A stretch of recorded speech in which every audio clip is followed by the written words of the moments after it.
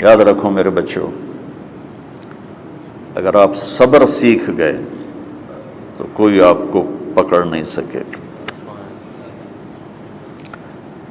یہ جو ریسنگ گاڑیاں ہوتی ہیں نا، فراری اور مختلف ان کے نام ہیں، مشہور فراری ہے، اٹلی میں بنتی ہے، لیمبرگینی، یہ دونوں بنتی ہیں وہاں اٹلی میں، اور اس میں جو آدمی جا رہا ہو اس کے لیے سپیڈ لمٹ کی قید کوئی نہیں، ورنہ سب گاڑیوں پہ 120 کلومیٹر پر کے اوپر جائیں گے تو جرمانہ ہوگا، لیکن جو آدمی لیمبرگینی میں جا رہا ہے یا فراری میں جا رہا ہے اس کے لیے کوئی جرمانہ نہیں، چونکہ وہ یوں کرو تو 1 سیکنڈ میں وہ 120 پہ چلی جاتی ہیں، صرف اتنا کرنے سے شوں ایسے جاتی ہیں۔ تو میں آپ کو ایک لیمبرگینی دینا چاہتا ہوں، فراری 8 کروڑ کی ہے، فراری 8 کروڑ کی گاڑی ہے فراری۔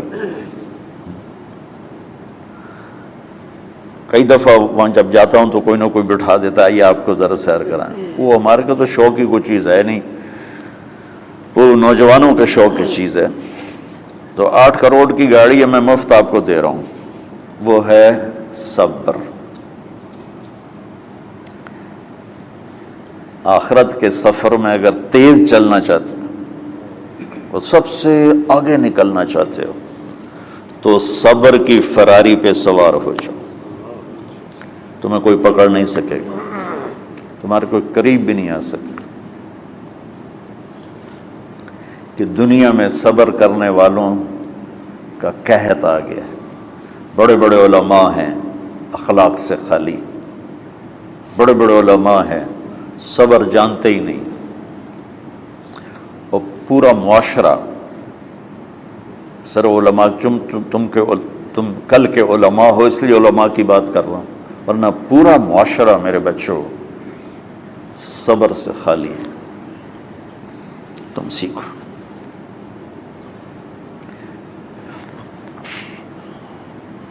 دیکھو میری ایک بات سنو، علم کی کمی ہو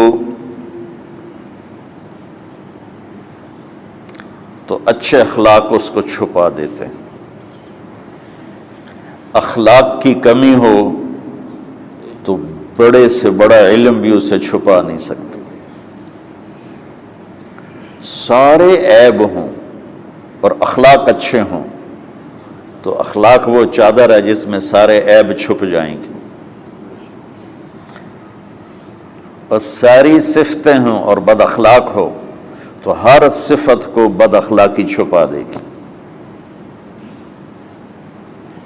میرے نبی نے نماز لمبی پڑھی، اللہ نے روک دیا، کہا نہیں چاہیے، ما انزلنا علیک القرآن لتشقی، مختصر نماز پڑھیں، درمیانی نماز پڑھیں۔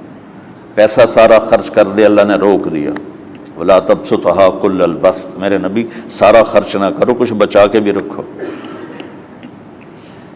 تبلیغ میں اپنی جان کھپائی، اللہ نے اس سے بھی روک دیا، فلا تذهب نفسک علیہم حسرات، تبلیغ کرو خود نہ مر جاؤ۔ تبلیغ کتنا بڑا عمل ہے، اللہ نے کہا اعتدال سے۔ نماز کتنا بڑا عمل ہے، اللہ نے کہا درمیانہ ہاتھ رکھو۔ مال خرچ کرنا کتنا بڑا عمل ہے، اللہ نے کہا درمیانہ ہاتھ رکھو۔ جب میرے لیے میں نے اخلاق میں بلند پرواز دکھائی تو اللہ نے کہا شاباش انک لعلی خلق عظیم، میرا نبی میں آپ کو شاباش دیتا ہوں، آپ کے اخلاق بڑے عالی شان ہیں۔ یہ نہیں کہا کہ اتنے بھی ذرا تھوڑا اکھ بھی کھائی کر کوئی کوڑا ہویا کر۔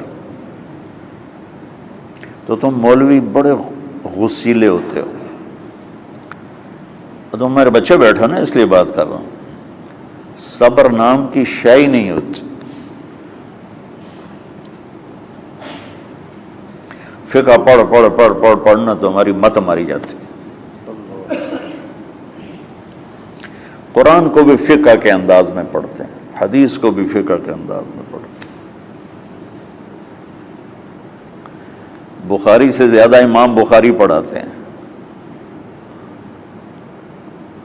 ترجمۃ الباب پہ اتنا وقت لگا دیتے ہیں کہ حدیث جس جو اصل چیز ہے اس کی طرف توجہ نہیں جاتی۔ امام بخاری کی کتاب کا مقدمہ کوئی نہیں، تو اس پر جب بخاری شروع ہوتی ہے تو ہفتہ ہفتہ اس پہ سبق چلتا ہے کہ امام بخاری نے مقدمہ کیوں نہیں لکھا، جی میں سارے مل کے یعنی امام صاحب نے تو گلاں کی جان۔ میں اس کا اتنا آسان 1 منٹ میں اس سارے سبق کو ختم کر دیتا ہوں بخاری شریف کے، کہ دیکھو بھائی امام صاحب کا دل نہیں کیا مقدمہ لکھنے کو، اس لیے انہوں نے نہیں لکھا۔ گلموں ایک حدیث کے عنوان اور حدیث میں جوڑ نہیں تھا، تو شیخ رمزی بہت بڑے فاضل آدمی ہمارے فیصل آباد، میں نے کہا شیخ یہ جوڑ کوئی نہیں، کہا شیخ ھذا من اصعب ابواب البخاری، یہ بخاری شریف کے مشکل ترین ابواب میں سے۔ میں نے کہا بڑا آسان کام ہے، امام بخاری بھول گئے، ترجمہ کوئی اور تھا، حدیث کوئی اور لکھ دی، بھول گئے، بشری تو ہیں، کیوں بچوں نے مصیبت پان دیا۔ تو بچوں شوق سے جاؤ، بہانے نہ کرو، ہماری ذرا تھوک ڈال کے پیٹوں میں درد، وہ شامہ پہ جان گیا پھر توڑیاں ٹھیک ہے نا۔ میں زیادہ بول نہیں سکتا ہوں، ضروری سمجھ کے آیا تھا کہ تم خوشی سے جاؤ۔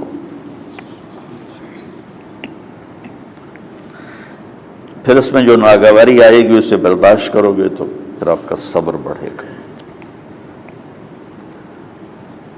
تمہیں صرف میری شہرت نظر آتی ہے،